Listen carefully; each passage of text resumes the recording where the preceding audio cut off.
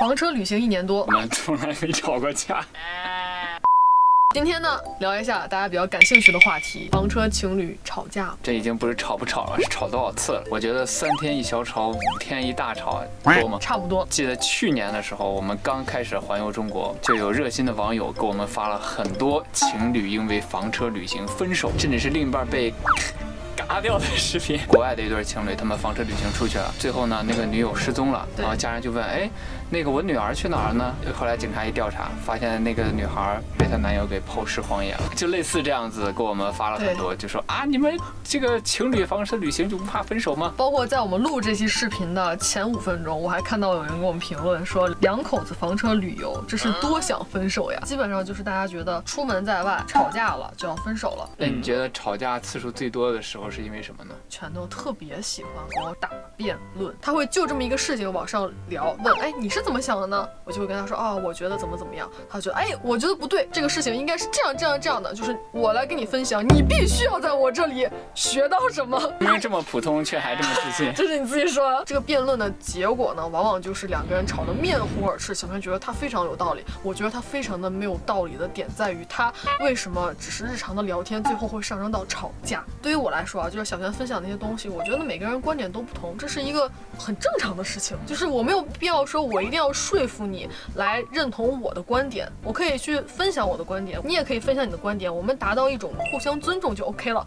但是小轩往往会钻一个牛角尖，就是你必须要认同我的观点。那个时候我的气儿来了，我说我凭什么要认同你的观点？我也觉得我的观点没有错呀。小轩对于我来说，他是一个相对理性的人，而我呢是一个相对感性的人，所以我从这件事情上，我就在想，为什么我们会因为一个随便的聊天上升到一个争吵，你们懂吗？所以我就开始去查一些资料，我想为什么会这样，然后我就想起来小璇以前跟我说过的一句话：男生跟女生是不同的物种，男生呢更像狗，女生呢更像猫。就像我们俩吵架也是，可能我们俩通过一个什么事情吵起来了，然后小璇的解决方法就是跟我摆事实讲道理，告诉你这件事情哪是错误的。这件事情发生之后，我更多在乎的是一种情感上面的共鸣。每个人他所站的这个角度不一样，不一定这个事情就真的是正确的或者是错误的。对我来说，我只是一个日常聊天，就是随便聊一聊。拳头认为我们俩之间这个事情对错很重要，我的感受不重要。后来我发现呢，我们俩吵架很重要的一个原因就是他其实更在乎的是一个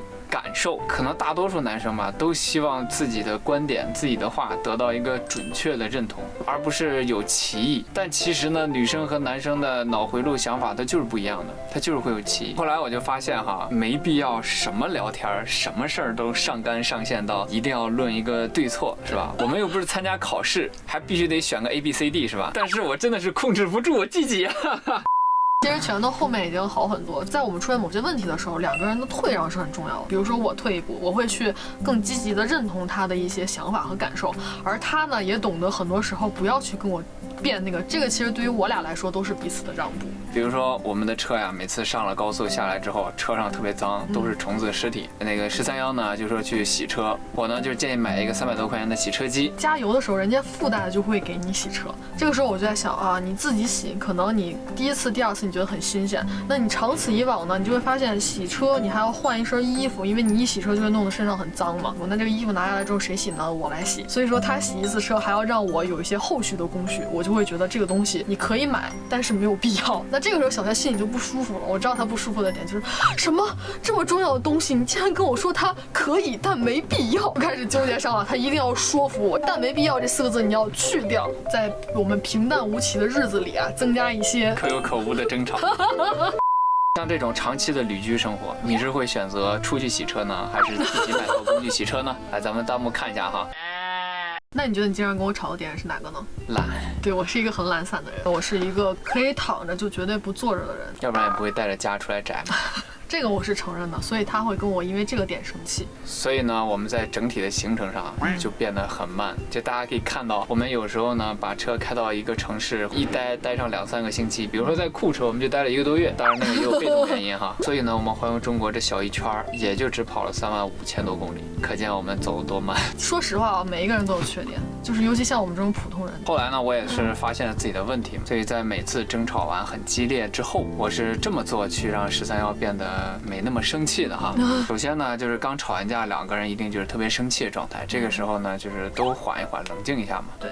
那冷静过后呢，不要再上去讲道理。怎么说呢？就是你开口第一句话，千万不要再找谁对谁错了，应该是从共情出发，到底情感上哪一块出错了让我们争吵，而不是说那件事已经不重要了。现在重要的就是两个人的情绪。那这个弯呢，其实对于我这种直男来说还是挺难绕的。所以全都经过了4年的绕弯弯，终于绕出了一个他解决的方式。总而言之呢，一定要真诚，并且要剖析自己的内心，为什么要因为这么一个小事儿去跟对方吵架？千万不要想着那个囫囵吞枣的去解决这个问题啊！比如说，哎呀，对不起啊，就是搂搂抱抱啊，上去亲亲我呀，那样子其实解决不了问题，更多的是一种敷衍，还是要发自内心的去表达出来。他很多时候就是想要对方能够明白他的感受。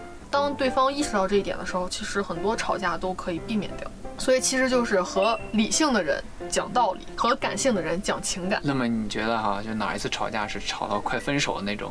记不清了，我们俩总是因为鸡毛蒜皮的事情争吵。现在他想不起来了，但是呢，一旦我们再次争吵的时候，他绝对能够想起来上一次争吵的事儿。就我清晰的记得有一次吵着吵，他就想起来2年前的某件事，就开始说了。但是你现在再让他想，他肯定想不起来了。你知道为什么吗？有一次我还去查，就是说男生呢，他更多是一种单线程的运作，就是他只会做一件事情，然后一直做。但是女生是通过一种连贯的想象去做一件事儿。所以我吵架的时候，我会似曾相识，之前有个类似的事情，我会拉回来跟你一起说，然后再还有什么事情再拉回来一起说。但是你就只针对这一件事情跟我吵，所以往往有些时候男生吵架吵不过女生。为怎么说男生是单线程啊？就比如说刷碗，小泉刷碗，他就真的只是刷完碗，然后就放在那儿。但是可能我去做就是刷完碗擦干净放起来，这才算是一件完整的事情。女性是通过连贯的想象去做完一件事情，也就是说我做这件事情啊，下一步我应该把它擦干净，我把它放回去，这件事情算是结束了。男生就很直线，女生可能就很发散了，他会想到很多东西。今天出门会不会碰到自己的意中人呢？啊，要不要顺便再换一身衣服呢？然后就会换一身衣服，但往往经常是自己邋里邋遢出去倒垃圾的时候碰到意中人。像一些大型游戏啊、建模呀，甚至开车不迷路啊，小泉做的都很好。然后我呢，就是的确很容易迷路。而且像什么大型游戏，我玩多了真的会很晕。你的左脑运转多呢，可能更多的是一些思考思维方式；那右脑运动多呢，可能更偏向于一些图像啊、图形的形成。就是两个脑子的运转是不同的。说到这个想象力啊，我就想起来一个事儿，就是出轨。很多女生，你问她喜欢什么样的人，她可能很多时候就模模糊糊的说出一个感觉，就是一种感觉，就是啊心动了。所以她的墙头特别多，她可能喜欢猫系明星，可能喜欢犬系明星，也可能喜欢虾系明星。你知道什么是虾系？不知道。去头可食。那一般这样的人他很难出轨，因为他没有一个很明显的一个择偶的东西，就是他有一个很多客观标准，他的需求写得越细的人，这样的人其实越容易出轨。就像女生，她可能在乎的是一种 feel， 一种感觉，就是哎，这个人跟我的感觉哇心动啊，就是你说不出来他到底哪里好，那你就觉得他谁都替代不了。你是不是有这样的心情？来扣个一我看一下。就有的女孩子她就是在乎的一种感觉，这种 feel 就你很唯一，就是因为你觉得她的独特性、唯一性，所以你才会觉得你喜欢这个人。